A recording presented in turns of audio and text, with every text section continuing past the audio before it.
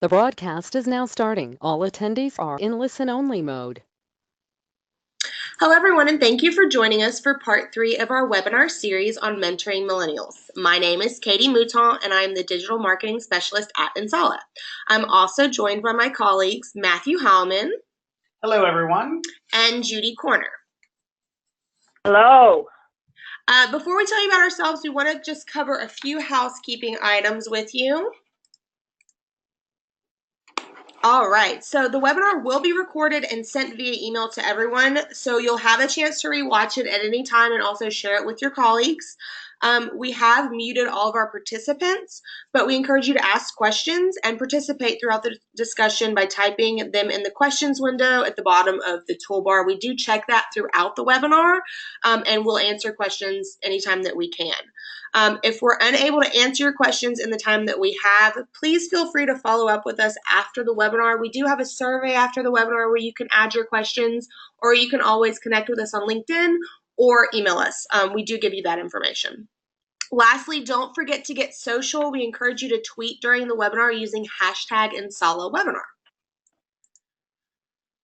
All right, we also want to give you some information about InSala for those of you who haven't been here before or don't know a lot about our company. You might not be familiar with InSala, but we're a leading global provider of mentoring software and consulting. We offer a variety of consultant-driven products ranging from mentoring, alumni, coaching, and offboarding solutions. Our mission is to connect organizations and people throughout their shared career journeys. If you're interested in following us on LinkedIn, I have put that link in the chat box. We also have an amazing LinkedIn group called the Mentoring Thought Leaders Club. You can get a lot of great information about mentoring, and we'd love you to join that as well. I'm also putting that link in the chat box for you right now. All right, so please get social with us. We do a lot on social media, and we love to interact with everyone. All right, so real quick, we're just going to take a minute to introduce ourselves. Like I said, my name is Katie Mouton, and I am the Digital Marketing Specialist at InSala. I've been at InSala for about a year, but I've been a millennial for almost 32 years. My birthday's on Monday. Yay! So I love being a millennial. I love how different our generation is. I love the amazing things that we're bringing to the workforce and that we're learning from the people who are already there. So this webinar series has been really special to me and Matthew because we've been able to share a lot of our thoughts and kind of change the way people are thinking about our generation a little bit. We did want to bring Judy in today. Judy is amazing. She has so much knowledge about mentoring, and so when we talk about developing our program, she is way more knowledgeable than we could ever be. So we really wanted to bring in her expertise. So Judy, would you like to introduce yourself? Absolutely. Thanks, Katie.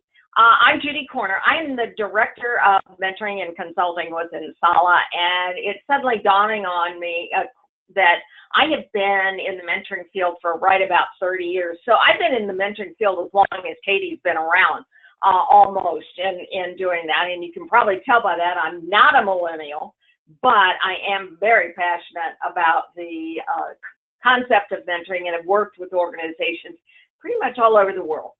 So thanks, guys. Thank you, Judy. And as I said, we're so excited to have you back doing webinars with us. Also, we have Matthew Hallman. Matthew, why don't you introduce yourself? Yes, hi everyone. My name is Matthew Heilman. I'm the implementation consultant here at InSala. I'm a little bit older than Katie and just a little bit younger than Judy, but I am still classified as a millennial. And if you've been to some of our previous sessions, you'll know that I would be an elder millennial, which is just a fancy way of saying I'm trying to still be a millennial. But I'm very excited to do this webinar series. It's been a lot of fun working with Katie and Judy through these sessions, and I hope a lot of people have gotten a lot of great information. So I'm excited for today's session. Awesome. Thank you, Matthew. So let's go ahead and get started. All right, so before we get started with today's webinar, we do want to recap webinar 1 and 2 with you. We've covered a lot of information during this webinar series. We do invite you to go back and watch our first 2 webinars. I'm going to share those links in the chat box with you. I'm also going to send an email out to everyone after this that will have links to that as well. In the first webinar, we really were getting into why millennials want mentoring and how organizations can give that to them. And, you know, the differences between the 2 types of millennials, as Matthew just said, there's elder, there's younger. Why do they need mentoring? what can you do to help them and what can they bring to your organization. And then in our second webinar, we touched a lot on your ROI and why mentoring your millennials is going to bring something back to your organization.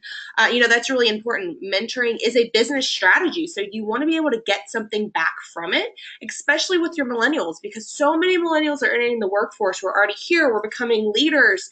In 2025, 75% of the workforce is going to be millennials. So understanding how mentoring them can benefit your organization is so important.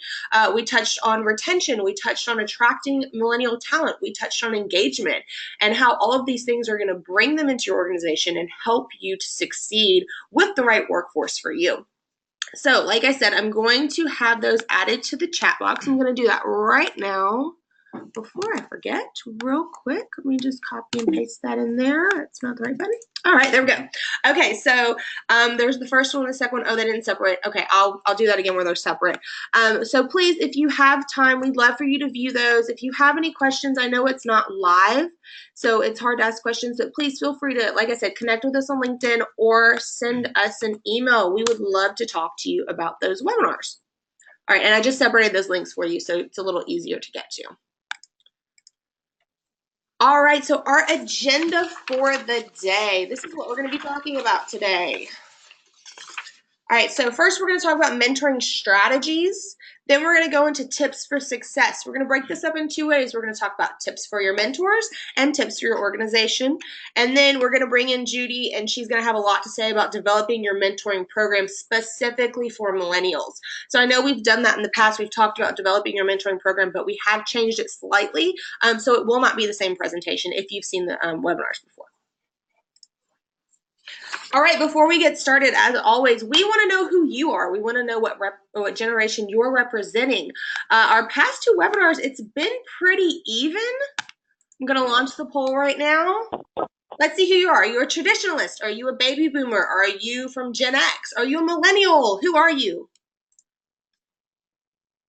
All right, they're coming in. We got about 56%, 69, 75. They're going up. Numbers are going up. Excellent. All right, guys, just a couple more seconds. We're going to see who's here. All right, we're at 81%, so I'm going to go ahead and close the poll and share the results. All right, so this is a bit of a change from our last two webinars. Our last two webinars, we had pretty even spread, about 30% of each. And now, millennials are leading. Hey, guys. Yes. 54% millennials. We've got 8% Gen X and 38% baby boomers. Again, welcome. We're happy to have all of you here, and we look forward to getting your feedback on this presentation. All right, so let's get started into the content of the webinar. Okay, so mentoring strategies. Mentoring millennials is something that's important because, like we said in webinar one, this is something that we really want. And it's not just a want for us, it's a need. We need to be mentored, but we need to be mentored in a specific way that really works for us. So, we're young, we're educated, we're tech savvy. Our generation is demanding career development, and specifically through mentoring. But it kind of has to be done in a little bit of a different way. So there's different areas that you can mentor millennials for. And we're going to touch on a couple of them and kind of why we're bringing these up. So first one, onboarding and retention. We did talk about this a little bit in our last webinar. Onboarding and retention, obviously you can mentor anyone on these, but I think the biggest part for this is with millennials. Coming into an organization, we're all about a culture. We love an organization where we feel like we're part of something. We're very passionate about what we do. And so onboarding us to really fit into that culture is so important. Matthew, you were talking yesterday about how it's not just about the job and the role. Can you share a little bit about what you said about that? Sure, because definitely when you typically think of onboarding, you think of training. And I definitely can relate to that. Training is extremely important. But onboarding is not just the training part. Well, actually it is just the part of the onboarding situation. So when people are coming on, it's not just saying, okay, you're going to understand how to do your job and you're moving forward from here. It's understanding the whole experience. And like Katie was saying, culture is the number one word that you're going to hear any millennial say in any job interview, any question. It's just making sure that they are understanding exactly what they're getting into. So sometimes people will also think that for mentoring, it means, well, my mentor is going to help me with on the job. And it's not necessarily that. It's really going to be, here's where I've been, here's where you're going to be going, and getting people comfortable with what's going on. I mean, exactly. And the thing about onboarding is when you onboard correctly, it's a lot easier to retain your talent. So retention is really important. You know, it's been said, excuse me, that millennials job hop a lot, but honestly, we don't really want to change jobs all the time. We like to have some consistency in our lives, but we're also always wanting to move forward in our career. So retaining us is going to start from day one. So that's why onboarding and retention are kind of together. All right, diversity and inclusion. Can I jump in on this one, Katie? Absolutely, Judy.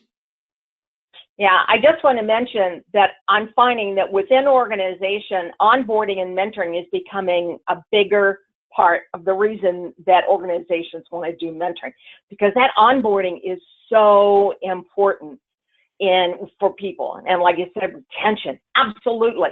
But people not feeling like they're just kind of been thrown into the situation. So I'm finding as I'm working with clients, onboarding is becoming a bigger thing all the time. Yes, thank you, Judy. I mean, you work directly with the clients, so I'm really glad you brought that point in. So diversity and inclusion, super important, because we want to, like I said, it's about a culture for us. So the more diversified the culture is, the more included we feel. That's going to be really important. So when you're entering into this mentoring relationship, you're able to network a lot more.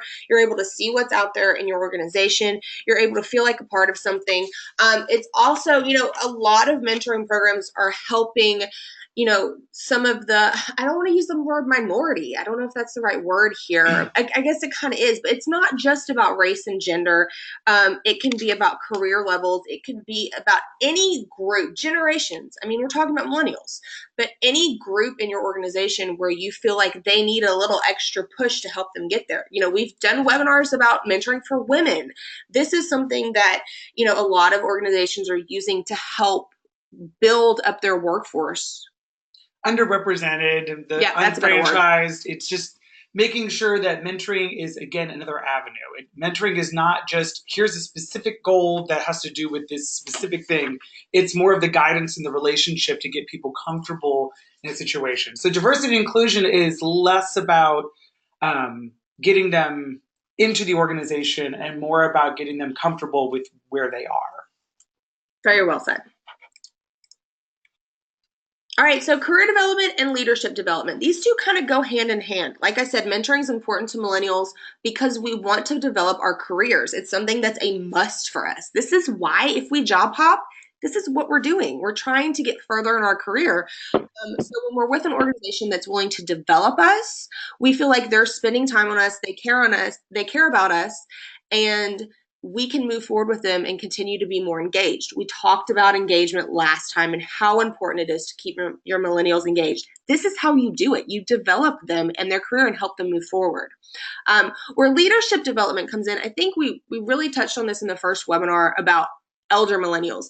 Elder millennials, me and Matthew, we are your leaders. We're your future leaders. We're the ones who want to take over the positions of the baby boomers who are retiring and really help to build your organization and lead in the future. So having a program that helps us learn how to do that from the people who we respect and eventually want to replace is a huge benefit for us. All right, let's move forward from there. Okay, so we're going to talk a little bit about traditional mentoring. I know it's not something we've touched on a lot because millennials don't typically run to traditional mentoring, but it is something that is beneficial, and we want to make sure that everyone understands what we mean when we say traditional mentoring. So one-to-one, face-to-face, long-term, it's usually a senior person mentoring a junior person, and it's all about career advancement and how to move forward. And by advancement, I don't mean, you know, getting a promotion. I mean moving forward in your career, whether it's by gaining knowledge or experience, just any way that we feel like we're going in the right direction. Judy, you know a little bit more about traditional mentoring. Would you like to add anything about that? Just that it's still the most popular of what it does. And one of the things I love about what you're talking about is traditional mentoring, and then, you know, it really is the most popular ways still, because that's how people think about mentoring. So I think one of the great things we're hoping to educate everybody is other ways to do that in doing that. But again, it's not always a senior mentoring a junior from job title. Keep in mind that. There's nothing that says the person's older than the mentee, that they are with the organization longer, that they have, a higher job grade level. We're going to talk about some of those things that are interesting. But they're senior to the junior in skills or knowledge areas that they want to go through. But again, still probably the most popular. Thanks, Katie. All right. Thank you, Judy, for that input. Okay, but what we're going to talk about today is some mentoring strategies. And modern mentoring is the key here. We, as millennials, prefer having options to choose from that are less traditional. So while Judy's right, traditional mentoring is the most popular, and it's still a great way for us to learn. We want to have the options not to choose it if something else works for us. So we have very specific wants and needs, and we need a mentoring program that's going to meet those. We gravitate towards a more equal form of mentoring where traditional roles are a little less used. And I know I've said that before. And that's kind of why we brought up traditional mentoring. So when we talk about modern mentoring, you can see the difference a little bit. We want something that's a little more casual and a little more fast paced because that's what we're used to. Modern mentoring goes beyond the traditional mentoring model and embraces a wide variety of models. And that's what's going to work a little better usually for your millennials. I don't want to speak for everyone, but I know I've been in some modern mentoring situations that just worked really well for me. All right, so the first one we're going to talk about is reverse mentoring. So just a little background for anyone who's not as familiar with reverse mentoring. The purpose of reverse mentoring is to help individuals become more familiar with topics such as technology, social media, and current trends. In order to do that, we're flipping the roles here a little bit from the traditional view of mentoring. So that's why it's called reverse. You've got the junior, usually younger individual mentoring an older, usually senior individual.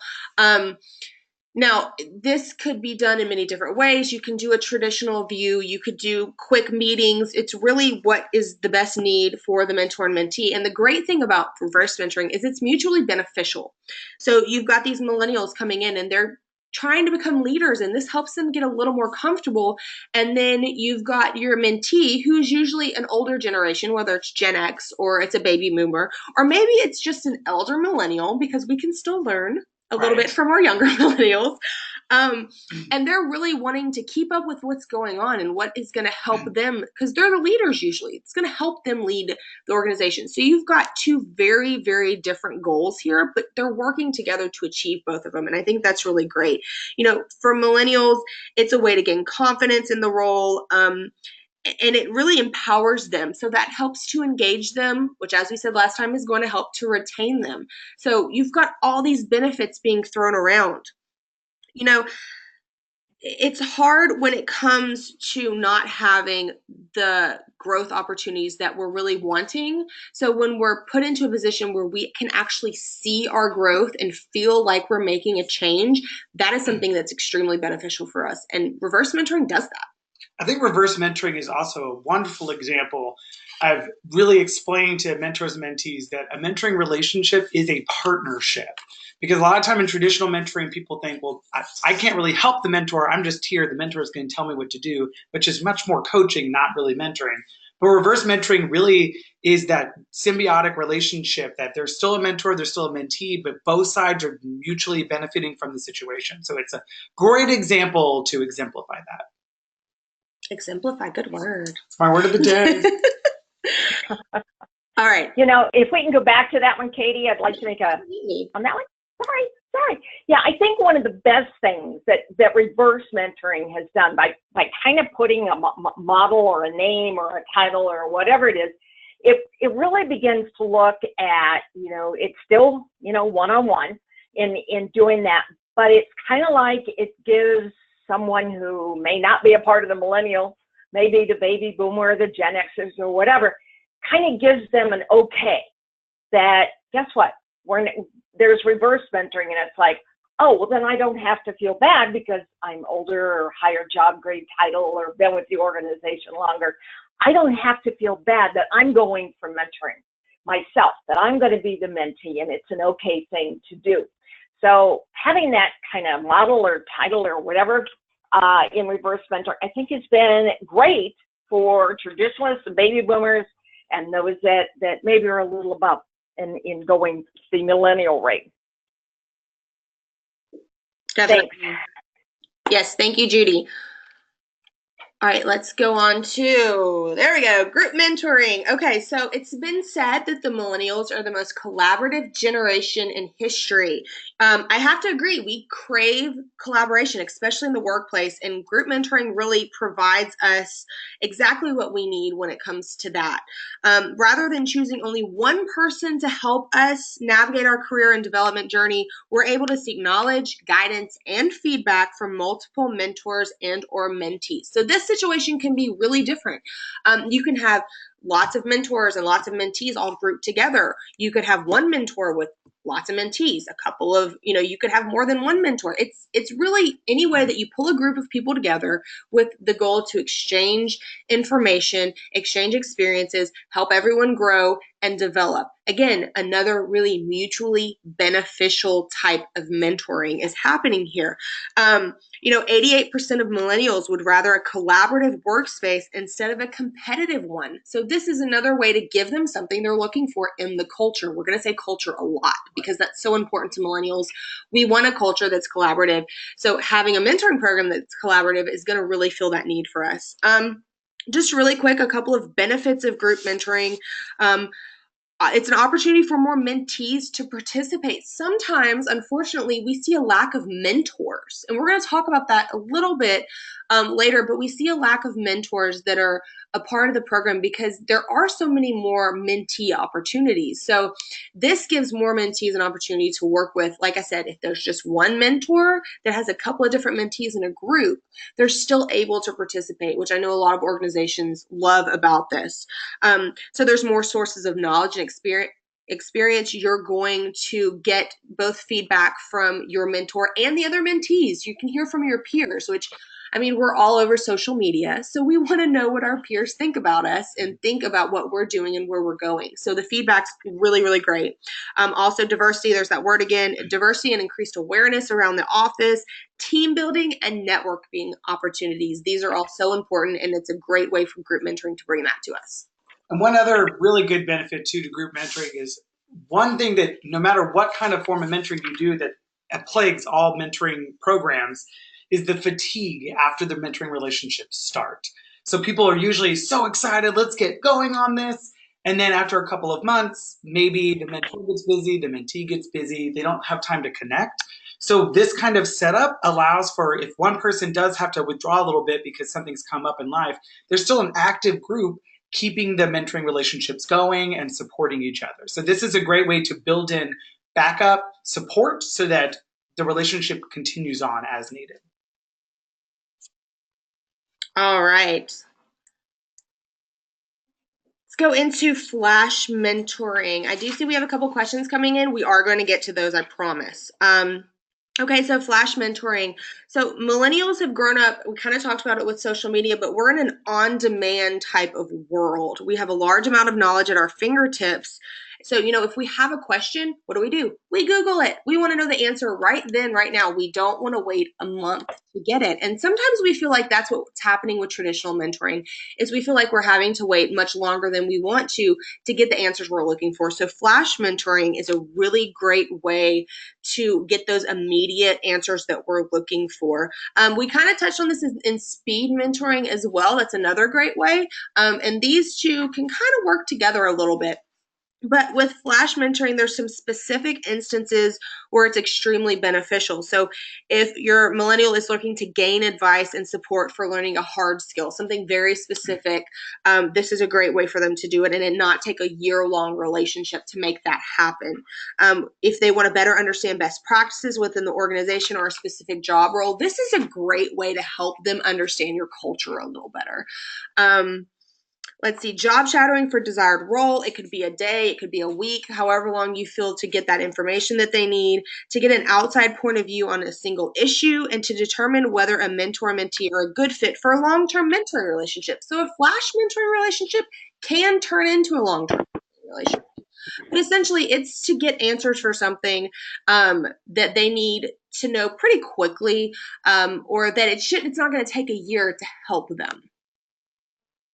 Judy, I know one of the other things great about flash mentoring is the fact that it helps an organization where you've got a lot of historical misperceptions around mentoring, and flash mentoring kind of helps the way to the organization kind of start in the concept of mentoring, so where people, feel a little more comfortable. So, like I said, getting some of those answers and some of those successes right away gets the organization start thinking that, hey, mentoring is a pretty good idea in what we want to do. So flash mentoring can really help the organization begin to really understand and start a mentoring culture.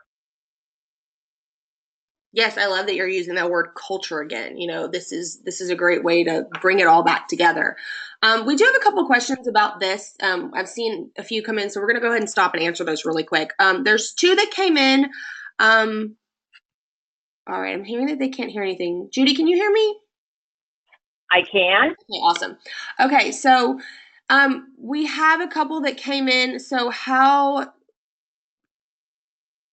sorry, I'm getting, my mouse is moving and everybody's commenting. So we've got a couple that say, are we just marketing it as a mentoring program to appeal to this age group because it sounds more like a collaborative working group? And how does an agenda get set for group mentoring sessions? Does one mentee set an agenda, the mentor, how frequent, what duration? Okay, so I think these two kind of go hand in hand together when we're talking about group mentoring. And Judy, I'm going to say a little bit and then probably defer to you because you're going to know a little bit more about this than I am. But with group mentoring, I wouldn't say it's definitely a collaborative work group because you're not actually going to have a set task of, okay, we have a project to work on and this is what we're going to accomplish. Everyone's going to still have their own individual goals. And that's something that kind of has to be worked out in the group. You're still going to match your mentors and your mentees together based on common goals. So you can't really have a group that has one person who wants leadership, one person who's doing onboarding, one person who just wants to develop their career, because then it's going to be all over the place and it's really not going to work because the mentor can't handle all of that and no one's going to reach their goals at the end of this. I think for me, the way I've been a part of group mentoring before is that we sat down. Most of us had very common goals when we were matched with our mentor. And then we figured out what the best way was for the group to achieve our common goals. Obviously, if there's little goals that someone might have that's different from yours, that's a great way to bring in a flash mentoring relationship with your mentor. All of these can integrate together, which is another reason that modern mentoring strategies are so successful for millennials. Judy, I'm going to pass it to you a little bit. I feel like you might know a little more about group mentoring. Yeah, group mentoring is really a great for a couple of things. Number one, because as Katie mentioned before, you're allowed to have more mentees than mentors. So it's a great way to do this. But the thing I like most about a group mentoring is the fact that everybody in the group can play the role of mentor or mentee because you're learning from each other in what you're doing. The thing you have to keep in mind when you do group mentoring is you really have to commit to the group. In one-to-one mentoring, you need to commit to each other. But in a group mentoring, you need to commit to the group in doing that.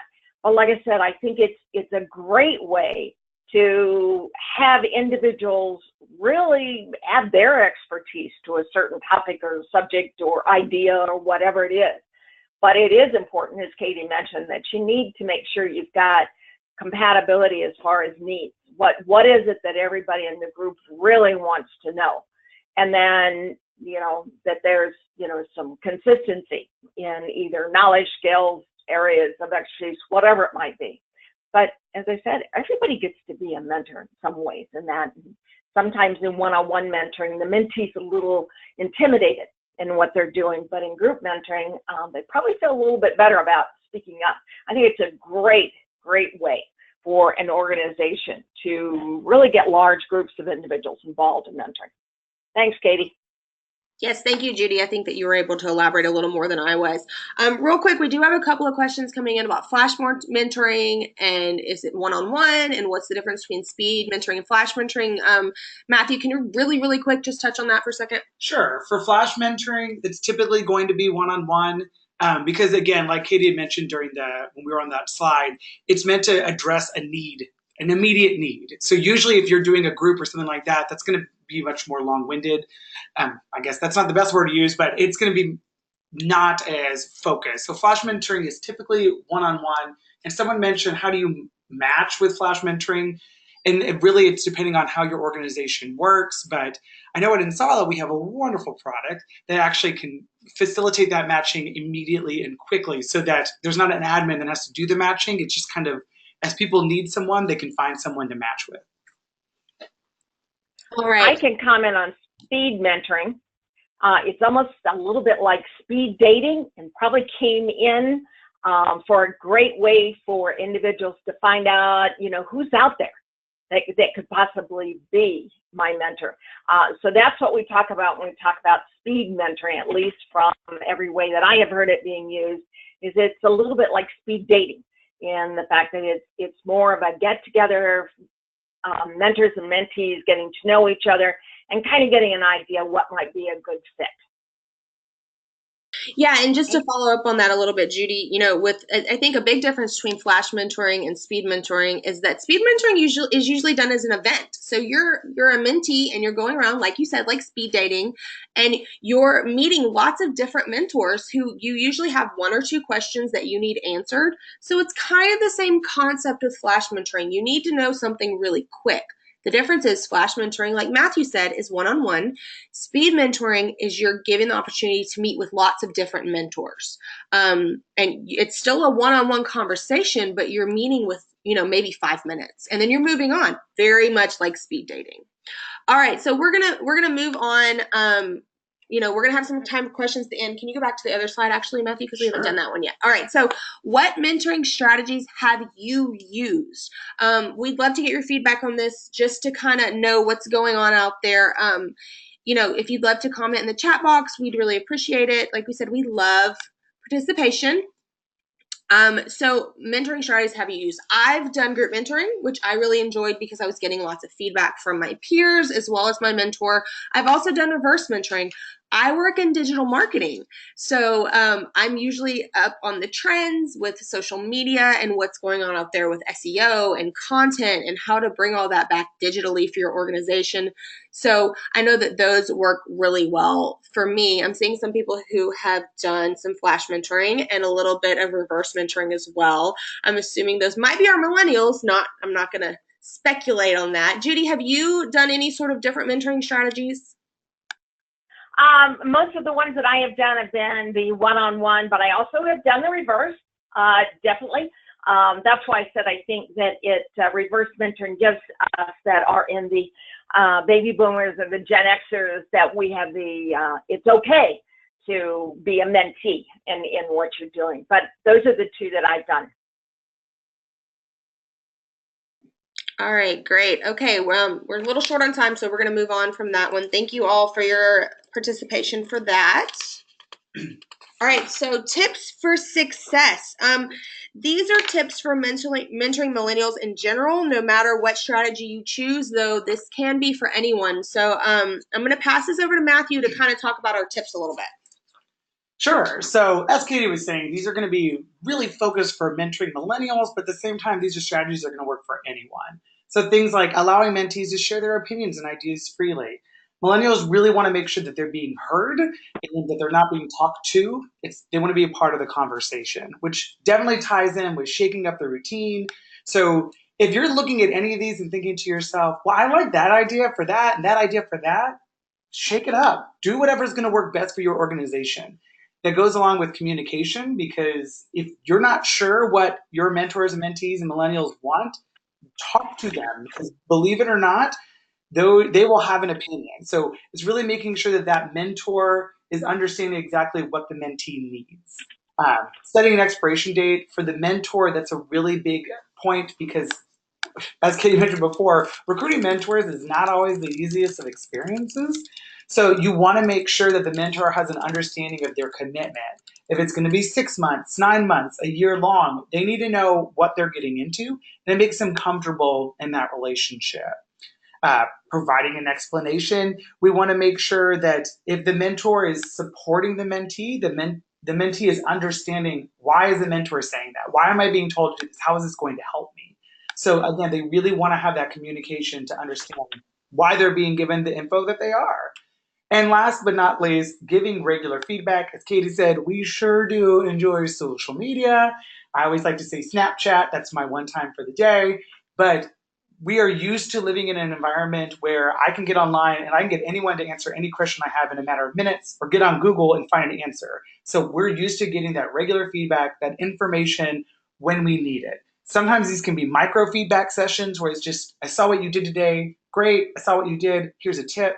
It doesn't have to be a formal, let's sit down and have a 30-minute meeting. It can just be right and to the point. Matthew, I want to add a little bit to what you were saying about providing an explanation, because, we were raised in an environment that encouraged us to ask questions, and to really challenge assumptions. And this can be an issue sometimes in these relationships when you've got different generations in a mentoring relationship. And so we're asking a lot of questions, and it might seem like we're actually questioning what's going on, when really we're not questioning our mentor's ability to do something or to really help us. We're just wanting to know what's happening. We want to know why, and we've kind of been conditioned to be that way. I know that I've always been an inquisitive kind of person, but I think that really that's how we've grown up. And like you said, with social media and stuff, we're constantly asking for feedback. We're constantly asking for explanations from people. And we're not willing to just take an answer. Sometimes we want to dig a little deeper. And I think it's really important for your mentors to understand that, so that there's not any friction in that relationship. Okay. And then the next step for the organization, you already noticed that when I was talking about mentors, I was already kind of bringing in the organization, because they kind of go hand in hand. But for organizations, again, do-it-yourself mentoring options. Make sure that millennials are given the opportunity to choose how they want to be mentored. So again, it could be flash, it could be group, it could be a combination. It's making sure that everyone is comfortable with getting the help they need the way that works best for themselves. Help them help themselves. It's important to guide the millennial workforce so they're able to drive the mentoring relationship, so that they understand that they can support themselves, and that during this relationship, it's not just the mentor telling what to do and the mentor is driving it. They want to feel comfortable that after it, they're confident and they're ready to lead, or they're ready to develop those skills even further. Getting the senior execs involved. Really, we want to make sure that your leadership team is part of the process. Those stakeholders, everyone needs to know what's going on, especially from a culture standpoint, that even though maybe your C-suite's not necessarily involved, it's making sure that everyone knows the point of this, what we're trying to accomplish. You're getting support as needed for the mentoring relationship. Everyone needs to be on board, even if they're not participating directly. Again, there's a give regular feedback, making sure that when it comes to supporting your mentoring program, the organization is supporting them the best they can, giving that feedback. I partially laughed because I saw a note Katie gave me that said feedback is life. And it hashtag it is life. Feedback is life. We keep seeing feedback in culture, because that's the culture we have now, is feedback. We love to get that feedback. And last, help everyone grow. We want to make sure that we keep talking about millennials, and that's definitely our focus for today, but don't exclude other generations, because a lot of these mentoring programs, and we've been talking about reverse mentoring, group mentoring, it's not just for the millennials, it's for any generation that's wanting to learn and wanting to support others. All right. Thank you, Matthew. And I know we ran through those really quick. We are running a little short on time, so we want to make sure that we get to the developing your program part, which is, such a huge part of this. We are going to skip over the next slide really quick. There we go. All right. So developing your program. Can you go one more, Matthew? Would love to. And then skip this one. We're going to skip this just because we're low on time, guys. Sorry about that. Okay, so developing your program for millennials, like I said, we're going to kind of go over the same steps we've gone over in the past, but they're going to be tweaked a little bit because, as I said, millennials want specific things. Judy, I'm going to pass this over to you, and Matthew and I are going to kind of sit back and be quiet for a little while and just let you do your thing because you know so much about developing mentoring programs and helping people do this the right way and be successful. So, Judy, if you want to take over from here. All righty, thank you. Okay, you're talking about setting organizational objectives, and you've got to be specific. It talks about what your overall vision is for the program. But, you know, this is what I find when working with organizations. It's the hardest thing for them to do. They want to say things like, oh, we just want our people to be better, you know, developed. Well, that's a really nice wish, but it's not specifically an organizational objective. You know, one of the things that we offer through InSolid is we actually have a workshop to help organizations get through these particular areas, to think about how are you going to tie this to specific organizational objectives, how are you going to measure results and these types of things. So we really, you know, help you do that. You've got to make sure that your objectives are very specific. And again, don't make them so nebulous that you can't measure them in what you're going to be doing. But it's got to be the first thing that you do. You can't really move forward if you don't know what your goal is and what you're going to do. And that goal is getting that overall vision and organizational objectives of your program. And then it's important to figure out what specific competencies do you want to have developed. Now, again, we're talking about two things here. We're talking about the millennials. And I really agreed with what I heard Matthew say, which is ask them, find out what specific competencies do you want your millennials to develop, or anybody. And, you know, you'd be surprised sometimes, you know, and again, part of this has got to be based on your organizational objectives. But I do believe you should run some kind of an assessment, some kind of survey, something that you need to do to find out specifically what are the competencies, the skills, the knowledge areas that, you know, your millennials and all of your people want to be able to develop and work forward. And then what types of mentoring relationships do you really need to do? You know, we've talked about reverse mentoring, flash mentoring, group mentoring, one-on-one mentoring. You know, don't be afraid of trying these different types of mentoring models, because based on those competencies and knowledge areas that everybody wants to learn, one of these could be the best solution for doing that. So instead of just assuming that one-on-one mentoring is the only way that your mentoring program is going to be successful, think about reverse mentoring, think about flash mentoring, think about group mentoring, and kind of expand your imagination on some of these things. And then, of course, absolutely make sure you understand how you're going to measure success. One of the things that we hear all the time is the fact that people say, well, you can't really measure mentoring.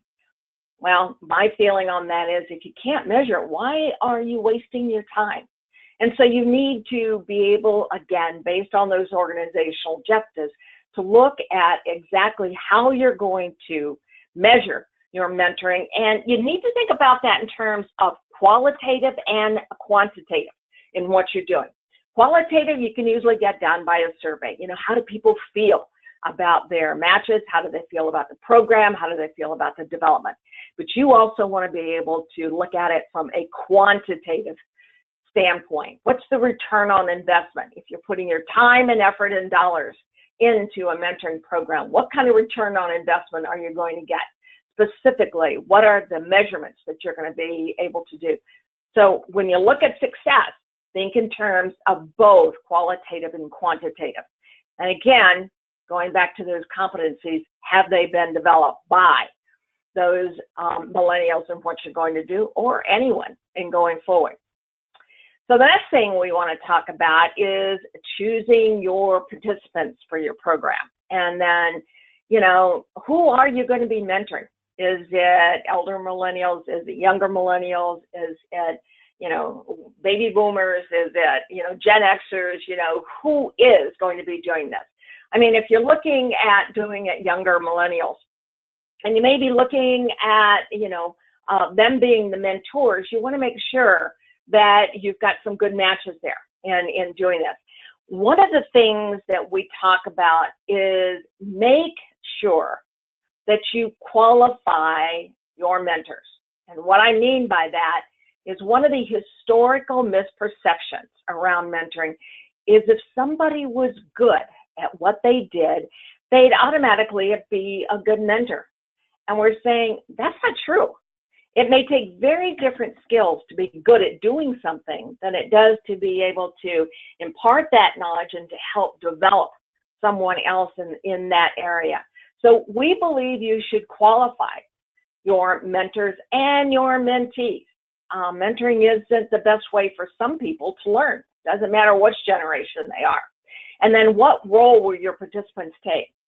We actually have what we call a job description. We've got one for a mentor, we've got one for a mentee. People need to understand what it means to be a mentor and what it needs to be a mentee.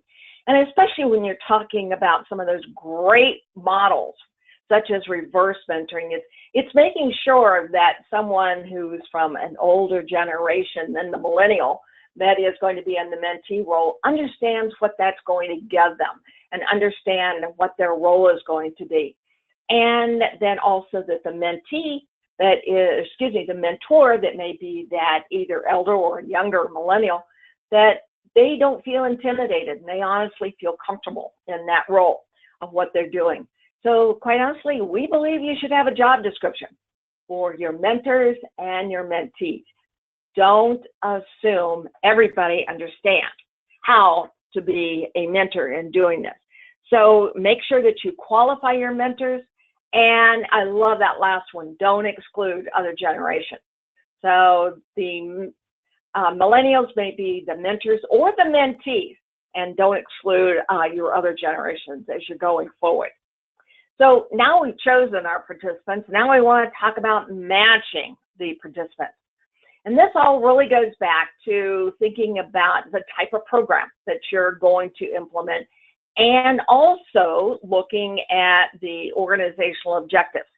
So, in traditional mentoring, you want to make sure that the mentee is going to be able to learn from the mentor. But, with some of the modern strategies, it's not always a straight line.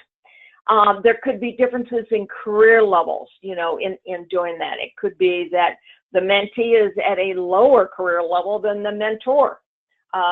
Then do that, or it could be just the opposite. It could be the mentor is at a lower career level than the mentee in doing this. So make sure you've thought about these career levels. One of the important things that Katie said some time ago is mentoring is about development. And make sure that you have really instilled that in your program.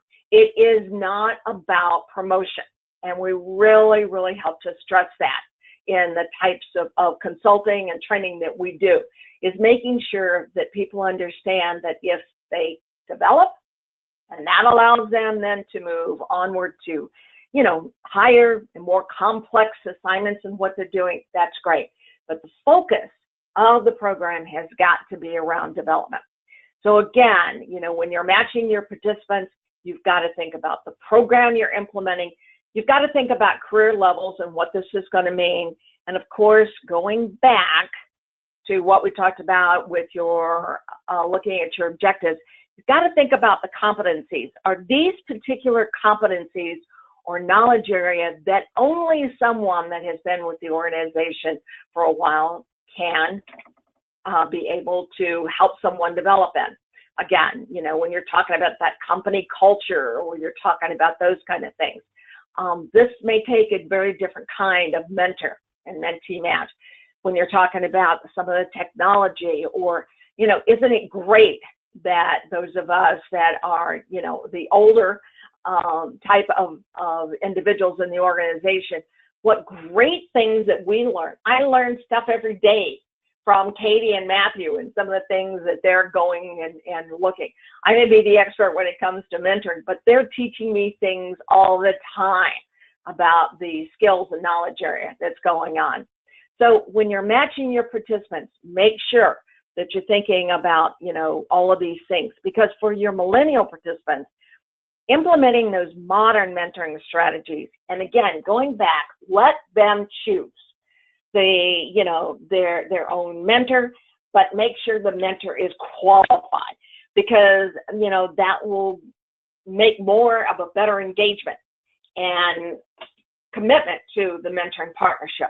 So make sure you've got good qualified mentors, and then your millennials are going to be able to go out and choose their own mentor for what they want to learn and the type of mentoring model they want to learn.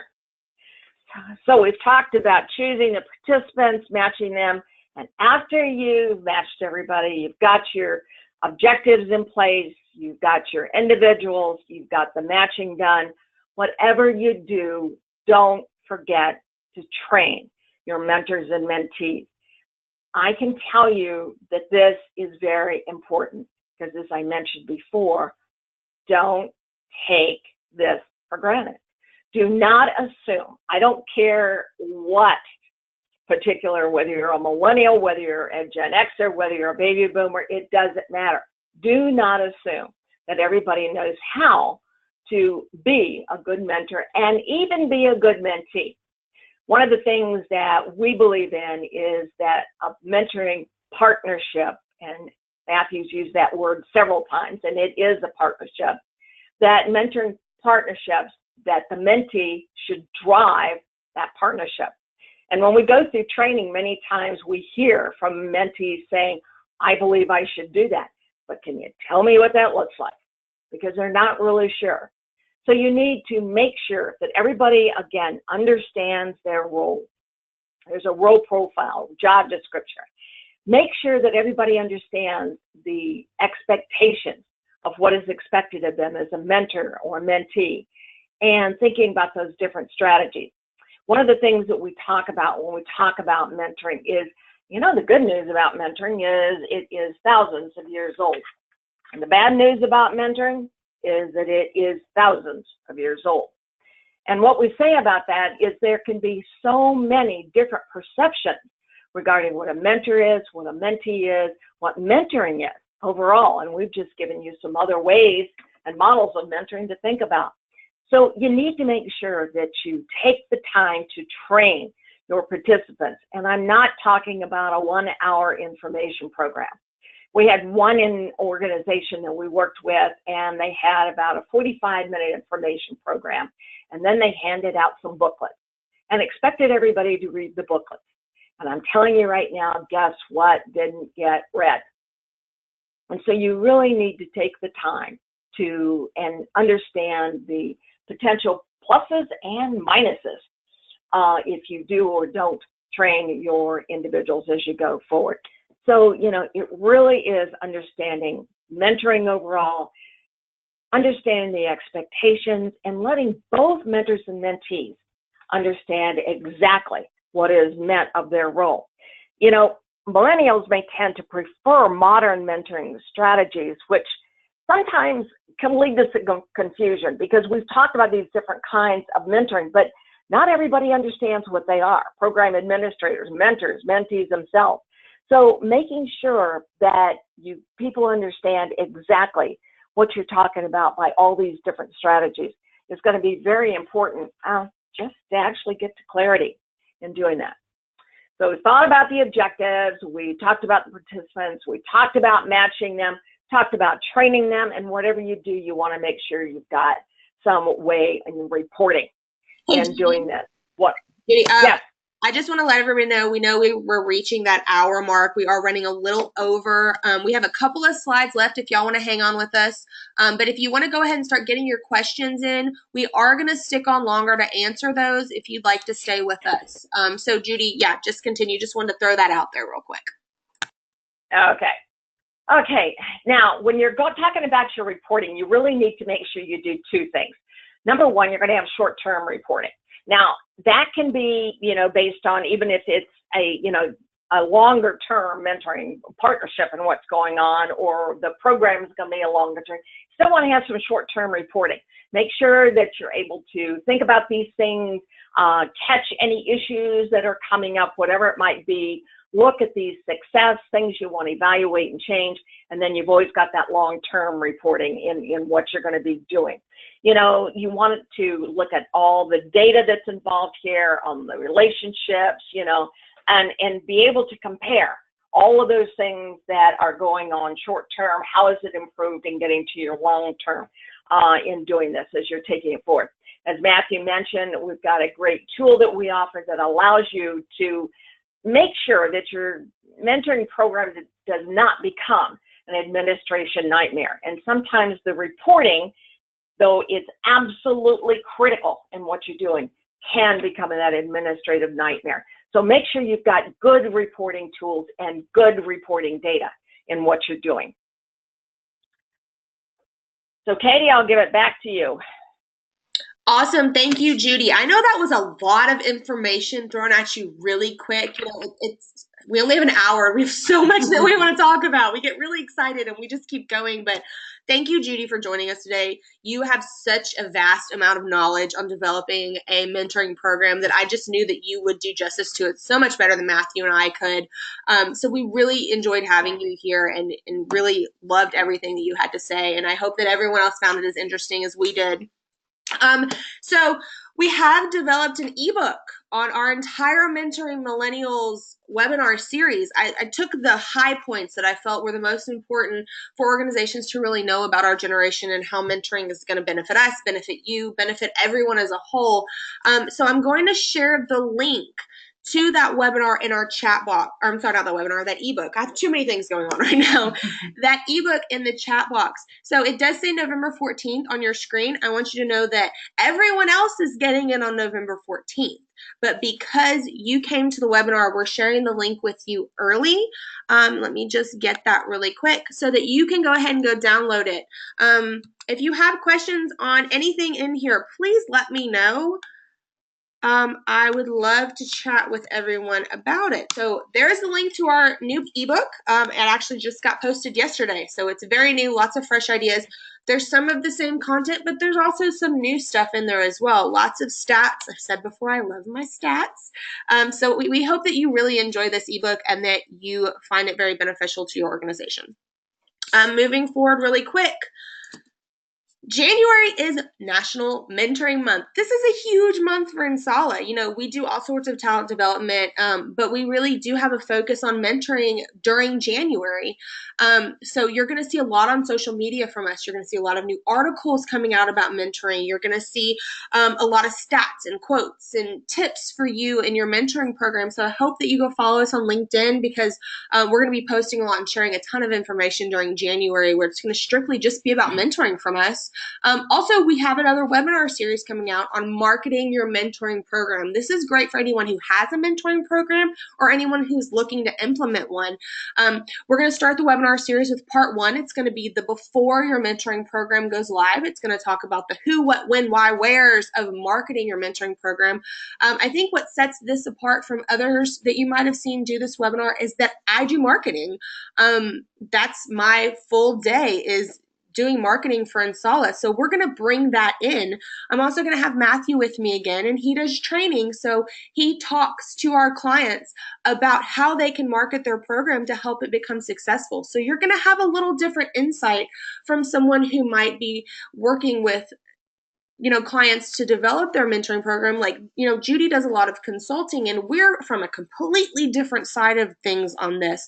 I'm going to be sharing examples of types of marketing that can work for you, how to do your subject lines on your emails, how to track things, what programs to use.